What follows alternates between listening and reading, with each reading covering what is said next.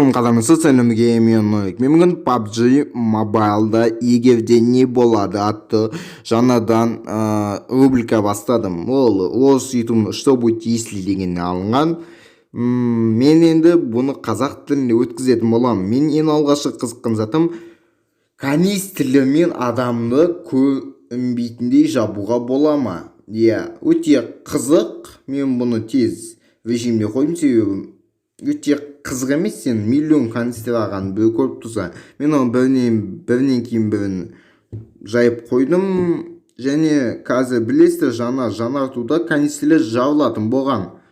Мен бұны жаңартулар қытайлық нұсқа дегенді баяғыда айтып қойған, бірақ сонда да негізі адамды шынымен де канистрлермен жабуға болады.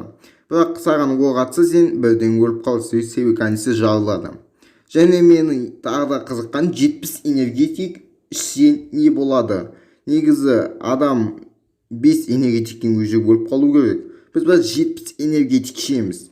Көрейік, 70 энергетик мен жайдым, өте әдем көрінеді. 30-20-дан жайым, сондықтан аздау көрініп тұр. Так, бірінен кейін бірін ап, үшеуді бастаймыз. Мен 10-нан бастап жүрген, себебі 70 энергетик ішіп отқан адамды көру тым жындылық. Өзіне 20 минут уақытымды кетіріп. Бірақ сіздер үшін мен уақытымды кетіріп 20 минут бойы 70 энергетиктің бәрін ішіп отырдым. Және еш өзгеріс әлі байқалмайды. 70 энергетик, 3 шар энергетик қалды. Негізі мен 3 энергетиктен ғана өліп қалуым керек. Өзгеріс жоқ, достар. Және мен тағы бір тексерім келгені, байы арқылы ұшуға боламын.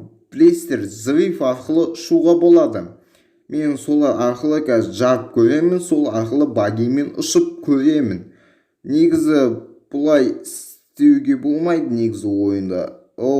Шынымен де ұшуға болады екен, достар. Шынымен ұшуға болады. Мен мұны негізі басында ойлағым, ұшуға болмайды деп. Негізі, достар, ұшуға болады екен. Достар, менің арнамда 20 жазуға өте аз қалды. Өтініш, менің арнамға жазылып лайк басуды ұмытпа. Осындай рубрикалар ұнаса комментке жазып кет. Егерде не болады, және нандай как-то багимен андай трамплиннен секірсе не болады деген сияқты. Өтініш, сондай керемет ойларды қалдырып кет. Сеніммен болған мен Нұр, қош сау болыңыз.